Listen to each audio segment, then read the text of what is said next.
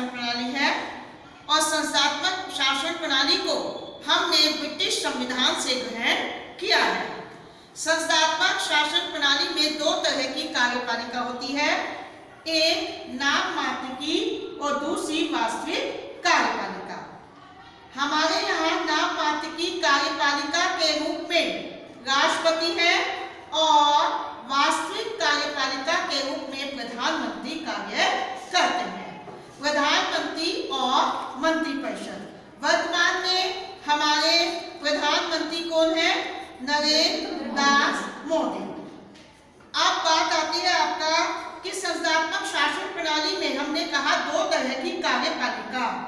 दूसरा इसकी पहचान होती है कि इसमें व्यवस्थापिका और कार्यपालिका के बीच घनिष्ठ संबंध होता है। जो कार्यपालिका बनती है मंत्रिमंडल, वो विधायिका से ही बनती है क्योंकि मंत्रियों के लिए संसद सदस्य होना अनिवार्य होता है और प्रधानमंत्री भी लोकसभा का सदस्य होना अनिवार्य है। दूसरा, दोनों का कार्यकाल एक दूसरे पर निर्भर करता है। वैसे तो कार्यकाल संसद का भी और मंत्रिपरिषद का भी 5 साल होता है, लेकिन संसद को मंत्रिपरिषद की सलाह पर राष्ट्रपति समय से पूर्व भंग कर सकते हैं। इसी तरीके से अगर संसद में अविश्वास प्रस्ताव पास हो जाता है तो प्रधानमंत्री और मंत्रिमंडल को समय से पहले त्यागपत्र देना पड़ता है। तो दोनों का कार्यकाल, संसद का भी और मंत्रिमंडल का भी कार्यकाल एक दूसरे पर निर्भर करता है। दूसरा, जो व्यक्ति संसद का सदस्य है उसी को मंत्रिमंडल में लिया जाता है और मंत्रिमंडल के सदस्य मंत्रिमंडल की बैठकों में भी बैठते हैं और संसद की जब कार्यवाही होती है तो वहां पर भी वो शामिल होते हैं। अब बात आती है सामूहिक उत्तरदायित्व। संस्थात्मक प्रणाली सामूहिक उत्तरदायित्व के आधार पर काम करती है, टीम के रूप में। ये एक साथ आते हैं और एक साथ ही इनको जाना होता है। अगर अविश्वास प्रस्ताव आ जाता है तो पूरे मंत्रिमंडल को त्यागपत्र देना होता है। प्रधानमंत्री का नेतृत्व, संस्थात्मक शासन प्रणाली की पहचान होती है कि उसमें प्रधानमंत्री देश को व्यवहारिक रूप से नेतृत्व देते हैं क्योंकि मंत्रिमंडल का प्रधान प्रधानमंत्री होते हैं। भारत का प्रधानमंत्री, यहाँ अभी तक हमने जो पढ़ा सिद्धांत के बारे में मैंने आपको बताया। देखिए, भारतीय संविधान का अनुच्छेद 74 ये कहता है कि राष्ट्रपति को उसके कार्यों के संपादन में सहायता देने के लिए एक मंत्रिपरिषद होगी। क्या? राष्ट्रपति को उसके कार्यों का संपादन करने के लिए एक मंत्रिपरिषद होगी जिसका प्रधान प्रधानमंत्री होगा। तो ये अनुच्छेद 74 ये बताता है कि देश का जो मुखिया राष्ट्रपति है उसको सलाह मशवरा देने के लिए मंत्रिपरिषद होगी और उस मंत्रिपरिषद का प्रधान प्रधानमंत्री होंगे। प्रधानमंत्री के लिए योग्यताएं क्या है? प्रधानमंत्री बनने के लिए योग्यता है कि वो लोकसभा का सदस्य होना चाहिए। अगर वो लोकसभा में जीत कर आ गए हैं तो वो प्रधानमंत्री बन सकते हैं। दूसरा है कि बहुमत दल का नेता हो। जिस दल को संसद में बहुमत मिला है उस दल के नेता होना अनिवार्य है। प्रधानमंत्री की नियुक्ति राष्ट्रपति करते हैं। राष्ट्रपति संसद में जिस दल को बहुमत होता है उसके नेता को प्रधानमंत्री पद पर शपथ दिलाते हैं। उसके पश्चात प्रधानमंत्री अपने सहयोगियों की एक सूची तैयार करके राष्ट्रपति को दे देते हैं और राष्ट्रपति प्रधानमंत्री के साथ अन्य मंत्रियों को, जो कि मंत्रिमंडल के सदस्य बनेंगे, उनको भी शपथ दिलाते हैं। प्रधानमंत्री जो है एक तरीके से उसके लिए अनिवार्य होगा कि वो संसद का सदस्य होना चाहिए। कार्यकाल 5 वर्ष। प्रधानमंत्री कितने साल काम करते हैं? 5 वर्ष। लेकिन पुनः निर्वाचन पर कोई प्रतिबंध नहीं है। वो दोबारा भी चुनाव जीतकर अगर लोकसभा में आते हैं और उनका दल उन्हें ही नेता चुनता है तो प्रधानमंत्री 2, 3, 4 बार भी प्रधानमंत्री बन सकते हैं। वेतन 2 लाख प्रति माह है। प्रधानमंत्री की शक्तियां, प्रधानमंत्री क्या क्या काम करते हैं। सबसे पहले हम देखें कि वो मंत्री परिषद का निर्माण, मंत्री परिषद में किन किन लोगों को लिया जाए, किसको कौन सा विभाग दिया जाए, इसका निर्णय प्रधानमंत्री करते हैं। मंत्रियों में विभागों का बंटवारा, किस व्यक्ति को शिक्षा मंत्री बनाया जाए, किस व्यक्ति को कृषि मंत्री बनाया जाए, किसको सूचना प्रसारण मंत्री बनाया जाए, किसको वित्त मंत्री बनाया जाए, इसका निर्णय प्रधानमंत्री करते हैं। अगर आवश्यकता पड़ती है तो प्रधानमंत्री अपने मंत्री परिषद में परिवर्तन कर सकते हैं। एक व्यक्ति को दूसरा, दूसरे को तीसरा भी विभाग सौंप सकते हैं, उसमें परिवर्तन किया जा सकता है। प्रधानमंत्री जब मंत्रिमंडल की बैठक होती है तो उसकी अध्यक्षता करते हैं। वो मंत्री परिषद के नेता हैं और मंत्रिमंडल की बैठकों की अध्यक्षता करते हैं। मंत्री परिषद की कार्यवाही का संचालन अध्यक्ष के रूप में मंत्रिमंडल की बैठक लगभग सप्ताह में एक बार होती है और प्रधानमंत्री उस बैठक का संचालन अध्यक्ष के रूप में करते हैं। शासन के विभिन्न विभागों में समन्वय, शासन के जो परस्पर विभाग है उनमें परस्पर कोऑर्डिनेशन बनाना, उनमें टकराहट की स्थिति नहीं हो, क्योंकि शासन तभी चल सकता है जबकि विभिन्न विभागों में कोऑर्डिनेशन हो, एक साथ मिलकर कार्य करें। अगर अलग अलग विभाग अलग अलग दिशा में चलते हैं तो प्रशासन करने में दिक्कत आती है। और सबके बीच एक समन्वय स्थापित करना, मित्रता का भाव, सहयोग का भाव स्थापित करना, ये जो है प्रधानमंत्री करते हैं। राष्ट्रपति और मंत्री परिषद के बीच मध्यस्थता, प्रधानमंत्री मंत्री परिषद के अध्यक्ष हैं, वो राष्ट्रपति से समय समय पर मिलते हैं, मंत्री परिषद ने क्या निर्णय लिए उसकी जानकारी देते हैं।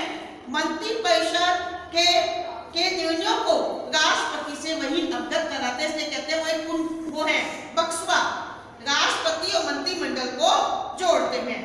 लोकसभा का नेता जब वो लोकसभा की कार्यवाही में जाते हैं तो वहां पर अपने सदन या अपने दल का प्रतिनिधित्व करते हैं। अगर आपने संसद की कार्यवाही को देखा हो तो क्या होता है, विशेष रूप से लोकसभा में क्या होता है, पहली सीट देखिए, मान लीजिए इधर खड़े हैं तो पहली सीट ये प्रधानमंत्री की होती है, फिर जो मुख्यमंत्री है, वित्त मंत्री, रक्षा मंत्री, गृह मंत्री, इनकी सीट होती है, उसके पीछे उनके अन्य मंत्री परिषद के सदस्य और उसके पीछे सामान्य सदस्य होते हैं। राउंड शेप में हमारी संसद का ढांचा है। फिर इधर बैठता है विपक्ष का नेता, जिस दल को सबसे ज्यादा वोट विपक्ष में मिलते हैं वो दूसरी साइड अपोजिट साइड बैठते हैं। फिर विपक्ष के सदस्य होते हैं, जिस जिस पार्टी को जितने वोट मिले उसके अकॉर्डिंग इधर से सदस्यों की सीट निर्धारित होती है। तो प्रधानमंत्री जब लोकसभा में जाते हैं तो वो वहां पर लोकसभा में अपने दल का प्रतिनिधित्व करते हैं। नेक्स्ट है विभिन्न पदों पर नियुक्ति। राष्ट्रपति को विभिन्न पदों पर नियुक्ति का अधिकार है। वो सब नियुक्ति प्रधानमंत्री और मंत्री परिषद की सलाह पर की जाती है।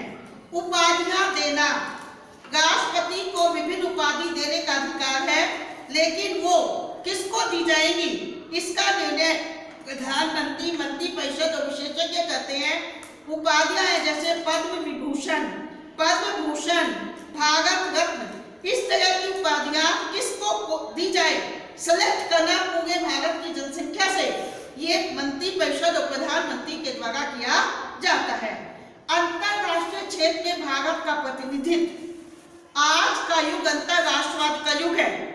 लगभग 193 राष्ट्र हैं विश्व में और विश्व में भारत का प्रतिनिधित्व भारत का प्रधानमंत्री करते हैं। आपने देखा होगा, व्यवसाय हो, संध्या हो, सामाजिक समझौते हो, आपसी मिलना जुलना हो, उसमें राष्ट्रपति कम और प्रधानमंत्री ज्यादा जाते हैं। शासन का प्रमुख वक्ता, प्रधानमंत्री अपनी नीति, अपने सरकार की नीति के प्रमुख वक्ता है कि हमारी सरकार कार्य करेगी। जनता का नेता, क्योंकि जनता ने उसे चुनकर भेजा है। आज का चुनाव प्रधानमंत्री का चुनाव होता है, प्रधानमंत्री के नाम पर वोट मिलते हैं, तो जनता का भी वो नेता होता है। देश का सर्वोच्च नेता है, विदेशी संबंधों का संचालन करता है। प्रधानमंत्री ये डिसाइड करते हैं कि दूसरे देशों से कैसे संबंध बनाए जाएं, शांतिपूर्ण व्यापार समझौते, किस तरह की संधि समझौते की जाएं, किस तरह से कार्य हो, इसका निर्णय विदेशों से करने का प्रधानमंत्री को ही होता है।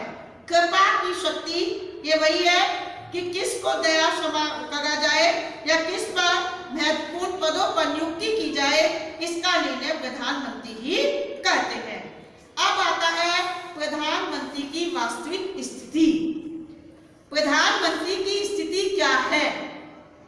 अगर हम देखें तो प्रधानमंत्री की स्थिति निर्भर करती है कई बातों पर।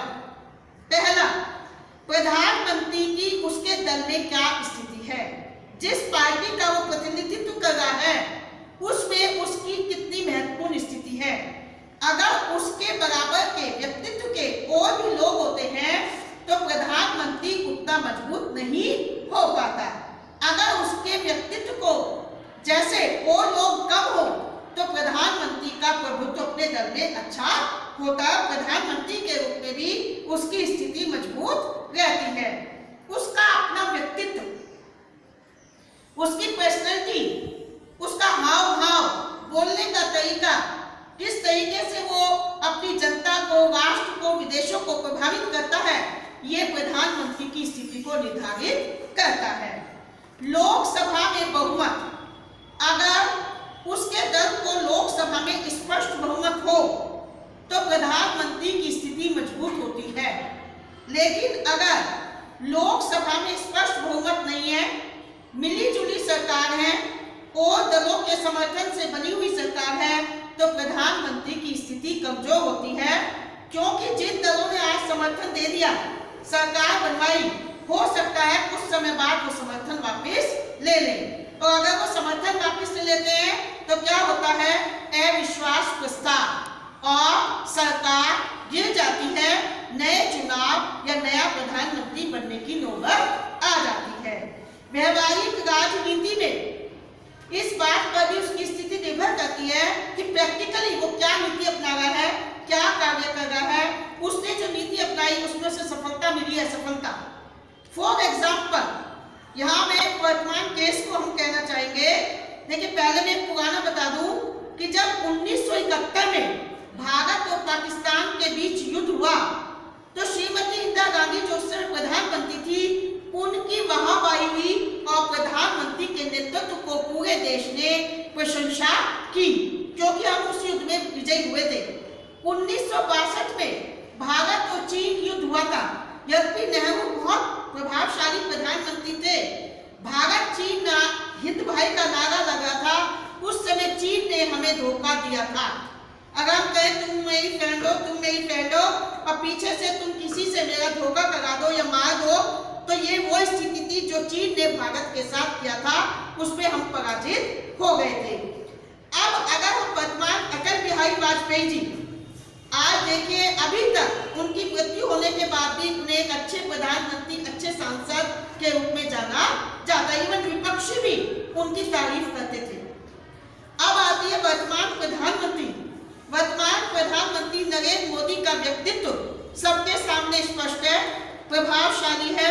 भारत को वो विदेशों में कहां तक ले गए हैं, अमेरिका जैसी सुपर पावर और उसके राष्ट्रपति से मित्रता, इसके साथ साथ विभिन्न जो अरब के कंट्रीज थे, मुस्लिम के कंट्रीज, जहां जाना आसान नहीं था या लोग समझते थे, वहां पर मित्रता। अभी चीन ने मई में कोरोना टाइम में भारत के साथ धोखाधड़ी करने की कोशिश की और सेनाएं भेज दी थी सीमाओं पर, तो उसका मुकाबला, इसी तरीके से पाकिस्तान का मुकाबला। देखिए, अगर जगह भी गलती हो जाती, जगह भी असफलता हाथ लगती, तो प्रधानमंत्री की पूरी आलोचना होती है।